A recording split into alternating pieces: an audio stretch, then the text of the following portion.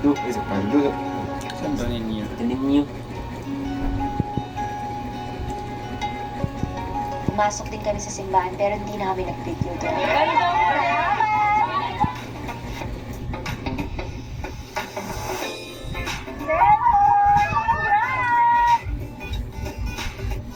Makakatapos ko lang nagsimba, tapos namigay lang ako ng konting mga pera, tsaka mga phones para sa mga followers natin dito lang sa Cebu. At ngayon ay pupunta naman tayo sa bahay ni Lolo. Aalamin natin yung sitwasyon niya. Tingnan din natin kung anong pwede natin maitulong sa kanya. I heard yung kanyang bahay ay walang kuryente, tsaka walang gamit. Kahit electric fan wala sila. So sobrang init talaga. Tingnan natin kung anong mga pwede natin gawing tulong. Gusto ko sana pag matagalan yung gagawin natin. So either parang tindahan. Parang hindi lang siya one time tapos next month wala nang mangyayari sa kanya. Baka bumalik na naman sa pag-harmonica tapos makulong na naman na yung mangyayari yun. Kaya mag-isip tayo ng panghanap buhay niya. Let's go.